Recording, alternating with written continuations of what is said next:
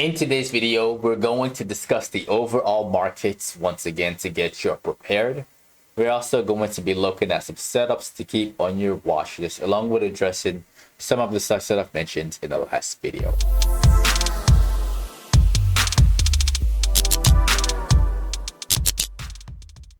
Alright, y'all, let's dive into the charts right off the bat. We got the NASDAQ futures over here, and so far what I told y'all would happen today did happen. I was off by like $7, I think. Yeah. It almost hit 22,100 before fading down. Now, is this the time to be bearish on the market? I don't think so. I really don't think so. The trend is bullish still, and I think it's a little too soon for us to fight this thing short. I don't think it is a good time to do that. Worst case scenario,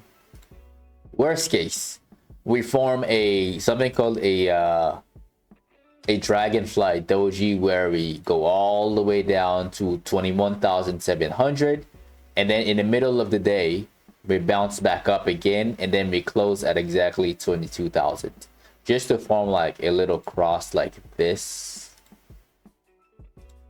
as our candle for the day before we continue on higher. As the title of this video states, new highs are coming, and we have about 2 more days left, Thursday and Friday. All right, so I think it's gonna happen this week, and if I'm wrong, it can always happen next week, because again, the trend is bullish, and pullbacks in the markets are pretty normal. All right, another thing that makes me believe that there may be just a slight pullback is the VIX. All right, when I look at the VIX, big picture, it is fading down towards 12, right? Which is why I told y'all we're not bearish on the markets, especially since the 15th. But when we look at the 5-minute, there is like it tried to form something bullish over here. It really did. It failed to break out in the closing minutes of market hours. Could it still pop up? Maybe. All right. It really depends on what happens and how it opens in the morning, whether it gets to like 15.5. Then we might see a little bit of a spike, which will result in that slight pullback in the market that I just mentioned earlier, before we fade back down to back down on the way to 12. Okay, so that's why I think there may be a pullback. Now, the stock for this video, which might make a big move tomorrow, that stock has been beaten down for months now, but maybe I think 2 months, and that stock is Apple. All right, now I want to share Apple with y'all today because it's forming a double bottom, or it formed a double bottom at 219 right here and right here. All right, we're gonna go onto the daily, and it's at a level. Let's go on the 4-hour. Yeah, the 4-hour we do. All right, it's at this level, or it's near this level. Okay, and 219 corresponds with the November lows. We're bouncing off of it. Also, another reason, the 5-minute chart, we gotta look at this section. Big buyers out the gates. They took advantage of this 219 drop, of this 219 dip. They don't want to let this thing fall. At least that's what this tells me. They don't want to let this thing fall below these levels. They don't want to. And there's a bullish pennant intraday right there that broke out in the afternoon and closed near the day's high. All right, now typically with this one, I'm gonna tell y'all what it's not supposed to do first. Okay, what it's not supposed to do is it's not supposed to fall back below the level that it broke out at. So it broke out at 22.6, and we shouldn't see the price get below 22.6. The moment it gets below 22.6, the play is dead. All right, the play is done, and it's going to actually fade out. So I don't think it's going to happen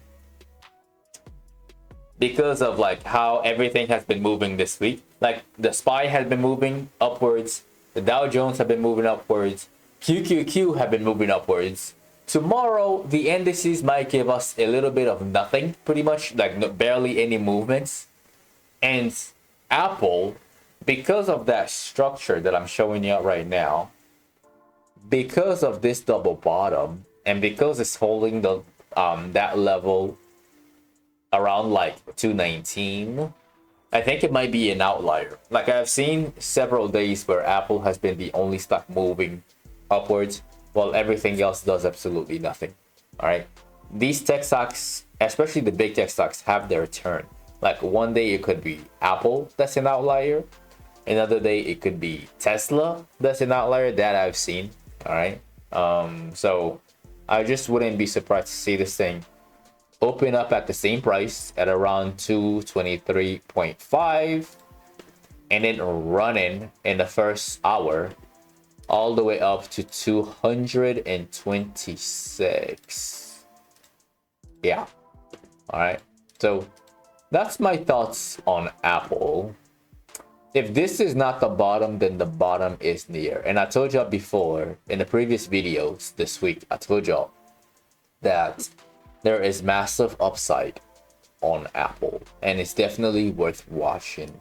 Okay, we got from all the way down here all the way up, that's 17% out as potential ROI. So the money is there, and it's going to catch up with the indices, which is way up here.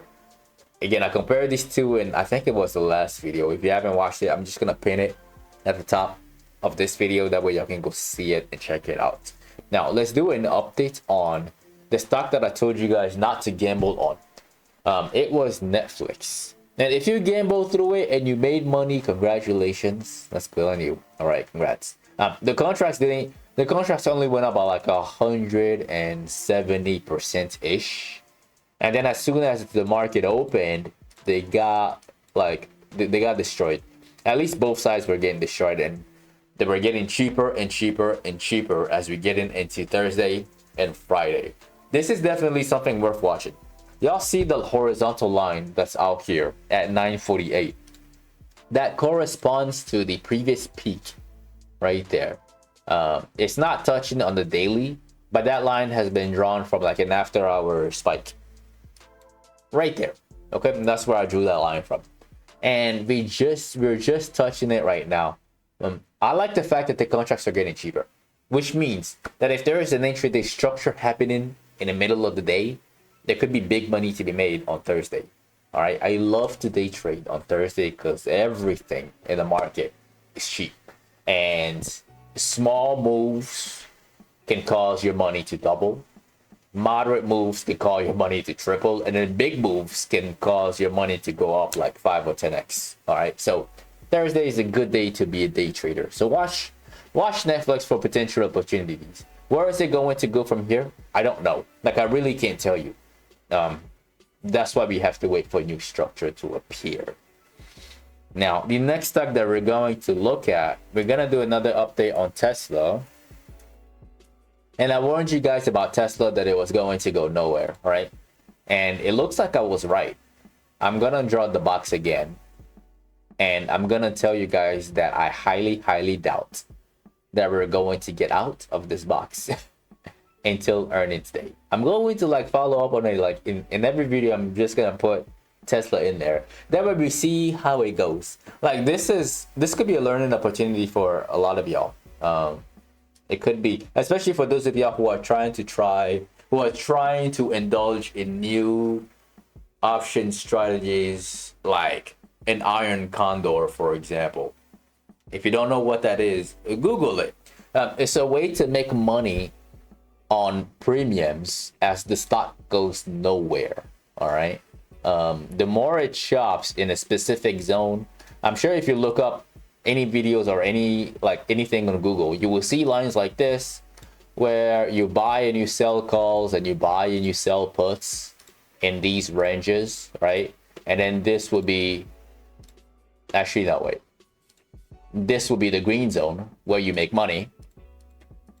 And then this will be the red zone where you would lose money. All right. And the risk on this iron condor is very well defined. And as long as it's trading here, you can collect premiums and make money as it moves nowhere. All right.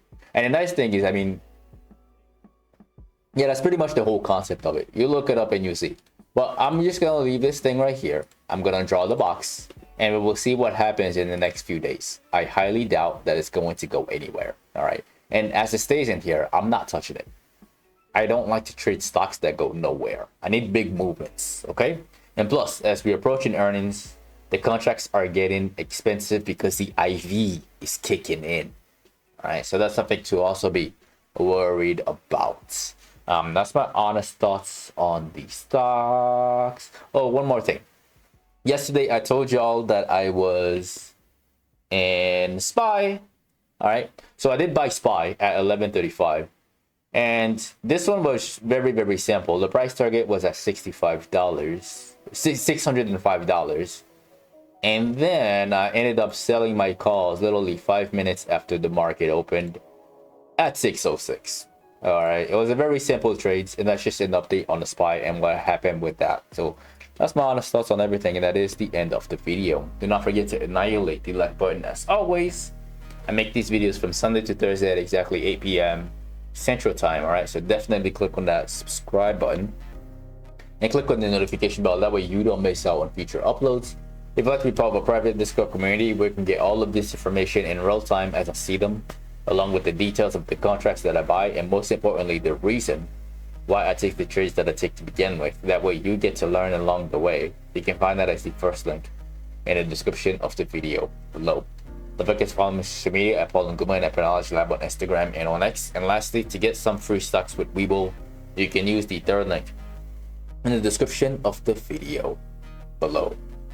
What's good, ladies and gentlemen? This is Patternology Lab, where we trade patterns and patterns only. And I will see all of you in tomorrow night's video.